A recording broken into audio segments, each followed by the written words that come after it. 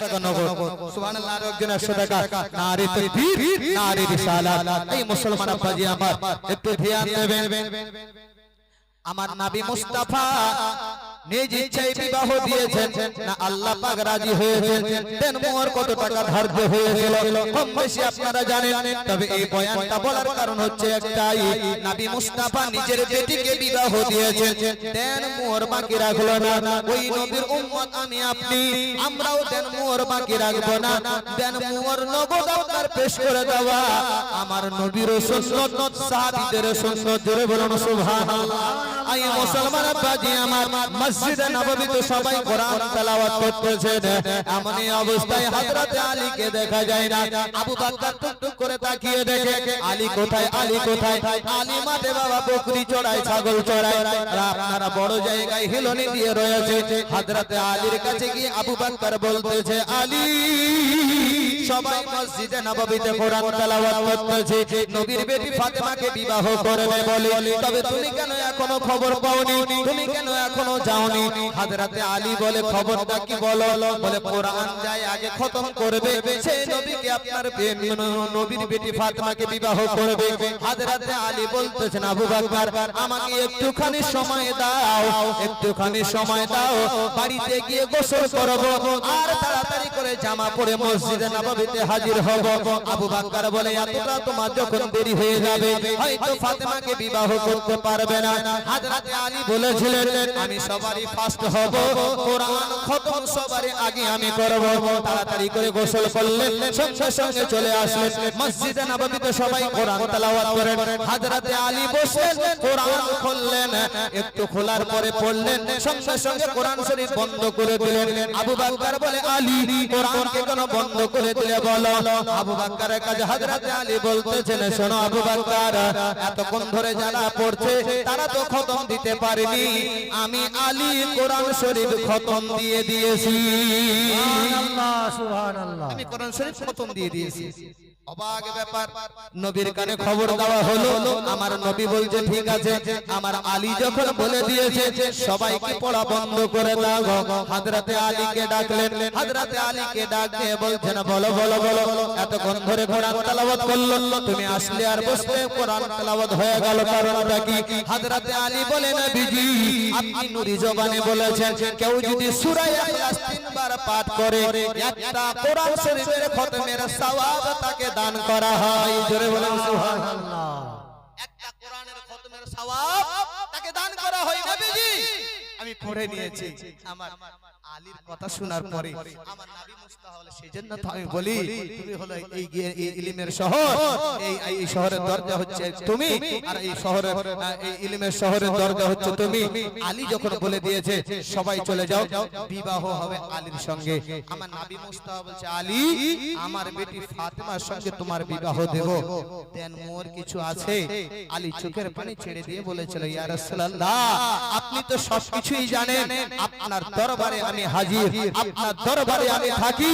একটা কম্বল ছিল আমার একদিকে ঢাকা দিলে উড়ানি দিলে আর একদিকে পা বেরিয়ে যায় আমার আলীর কাছে থাকবে কি একটা তলোয়ার আর একটা ঢাল এটি ছাড়া আমার আলীর কাছে আর কিছু নাই আমার নবী মুস্তাফা বলে তলোয়ারটা তোমার যুদ্ধের ময়দানে কাজে লাগবে ঢালটা বিক্রি করে মোহরানা ধার্য করো জোরে বলুন সুবহানাল্লাহ মোহরানা কতটা গুরুত্বপূর্ণ অনেকে এটা কানে নাই অনেকে নিতে চায় না তবে মনে রাখবে আমার নবী মুস্তাফা বললেন ওই ঢাল বিক্রি করো আর ওই ঢাল বিক্রি করে যত পয়সা হবে যত দিরহাম হবে সেটা আমার ফাতেমার জন্য মোহরানা দাও তৎকালীন যুগে ঢাল বিক্রি করে দিরহাম দিয়ে মোহরানা ধার্য হয়েছিল কোরআনের সূরা দিয়ে মোহরানা ধার্য হয়েছিল জোরে বলুন সুবহানাল্লাহ এখন তো আমাদের টাকা পয়সা अवेलेबल এখন যদি আমরা মোহরানা বাঁধি মিনিমাম 35-40 এরকমটা যদি হয় তো ওই জামানার হিসাব করে এতটা চলে আসবে আর কিছুদিন আগে থেকে 5-7 হাজার টাকায় করতো তবে না সব জিনিসের দাম বেড়েছে এবার একটা ছেলে যখন বিবাহ করবে 20-25-30 হাজার টাকা কি নগদ রাখতে পারবে না পারবে কি পারবে না পারবে কিন্তু আমাদের সমাজের প্রথাকে আমরা এমন ভুল করে রেখেছি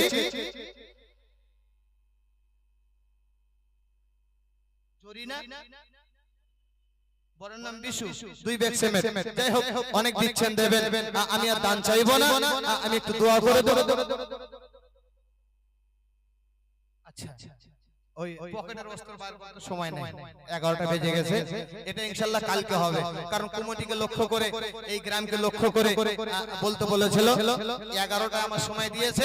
আনটানো হয়ে গেছে, আর আমি পারবো না। ওনার মূল্যবান আপনার আলোচনা শুনতে হবে, একটু এটা শুনে নেন, কারণ 11টার পরে আপনার যে প্রধান বক্তা আসবেন ওনার মূল্যবান শুনতে হবে। তবে আমি একটু শর্টে ক্লিয়ার করি। আমি বুঝাতে চাইছিলাম হযরত আলী রাদিয়াল্লাহু তাআলা আনহুকে আমার নবী মুস্তাফা বললেন যে তুমি আলী ঢালকে বিক্রি করো,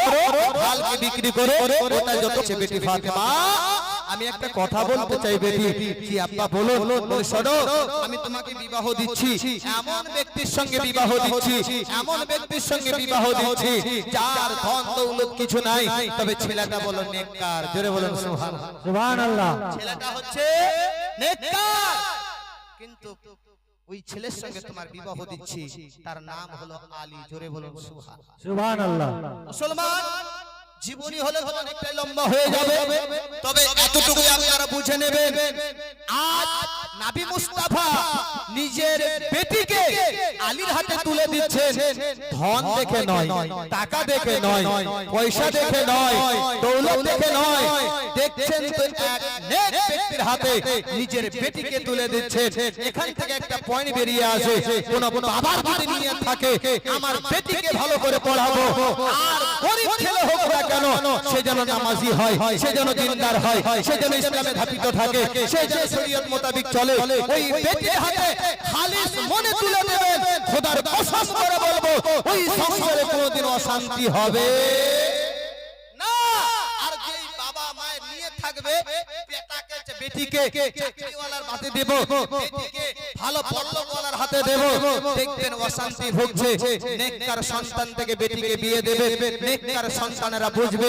মুরানাটা কি জিনিস, বদকাররা বুঝবে না। 10 লাখ টাকা ঘুষে দেন তাও আপনার কিছু যায় আসে না। ওরা মৌলবীরা তো বলে যেমনটা বলছে বলতে দেন। অনুরোধ করে যাব, হযরত আলী রাদিয়াল্লাহু তাআলা আনহুর বিয়ে ফাতেমার সঙ্গে হলো, দিরহাম আপনার গলা হয়ে যে ঢাল নিয়ে যাচ্ছেন, হযরত ওসমান গনি ডাক দিয়ে বলছে, আলী শোনো, কোথায় যাচ্ছ? বলে মদিনার বাজারে যাচ্ছি এই ঢালটাকে বিক্রি করার জন্য। সঙ্গে সঙ্গে ওসমান গনি বলছে, ঢালের দাম কত নেবে বলো? আলী বলেছিলেন, শোনো, যদি তুমি নাও তোমার সঙ্গে দাম দর করব না। এই দেখবেন বন্ধু বন্ধুর যদি জিনিস নেওয়া হয় দাম দর ক্লিয়ার করা হয় না, তুই যখন নিবি ভাই যা দিবি তাই দিয়ে দে। হযরত ওসমান গনি আপনার হাত ধরে দিরহাম দিয়ে দিলেন। হযরত আলী সেই ঢালটা বিক্রি করে চলে আসতেছেন। ওসমান গনি বলতেছে, আলী তুমি আমার শাহু হবে, কি খাওয়াবে বলো? হযরত আলী চোখের পানি ছেড়ে দিয়ে বলেছিল,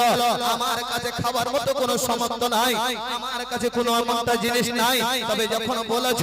ইনশাআল্লাহ সেটা